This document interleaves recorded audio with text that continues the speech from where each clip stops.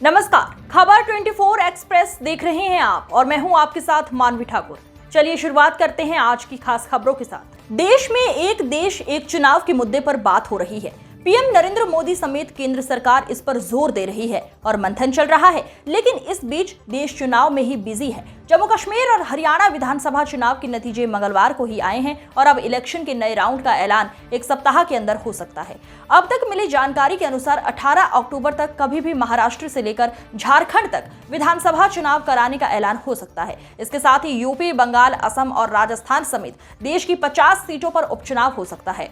महाराष्ट्र विधानसभा का कार्यकाल 26 नवंबर तक है। ऐसे में नई राज्य सरकार का गठन इससे पहले ही हो जाना चाहिए। इसके अलावा महाराष्ट्र सरकार ने अपील की है कि 15 नवंबर के बाद ही चुनाव का आयोजन हो, इसीलिए क्योंकि 31 अक्टूबर को चुनाव है और फिर अगले कुछ दिन तक अन्य त्योहार हैं। यही नहीं, देव दीपावली भी बड़े पैमाने पर मनाई जाती है, इसलिए 15 नवंबर के बाद ही चुनाव हो। ऐसी स्थिति में चुनाव आयोग के पास कम ही दिन का समय होगा और उसे 20 नवंबर तक किसी भी तरह मतदान कराना होगा ताकि अगले कुछ दिनों में ही नई सरकार का गठन हो सके।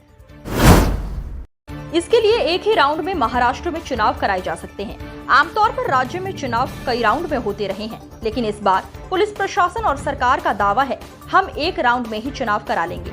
इसके लिए सुरक्षा की पुख्ता व्यवस्था भी की जाएगी। दरअसल महाराष्ट्र में 2019 में भी एक ही राउंड में मतदान हुआ था। महाराष्ट्र के साथ ही झारखंड में भी चुनाव हो सकता है।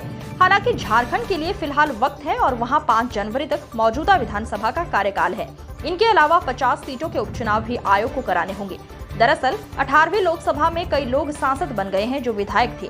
नियम के अनुसार 6 महीने के अंदर ही खाली सीटों पर चुनाव हो जाना चाहिए। इस लिहाज से नवंबर तक रिक्त सीटों पर नए सदस्य चुने जाने चाहिए। रिक्त सीटों की बात करें तो यूपी में सबसे ज्यादा 10, बंगाल में 6, असम और राजस्थान में 5-5 सीटें खाली हैं। इसके अलावा बिहार और राजस्थान में 4-4 सीटें खाली हैं। कर्नाटक और केरल जैसे राज्यों में भी 3 सीटें खाली हैं। दिलचस्प बात यह है, इन चुनावों के बाद दिल्ली में भी इलेक्शन की तैयारी शुरू हो जाएगी। वहां 5 फरवरी तक ही विधानसभा का कार्यकाल है। इस अंक में फिलहाल इतना ही। अगले अंक में फिर होगी मुलाकात। तब तक के लिए नमस्कार।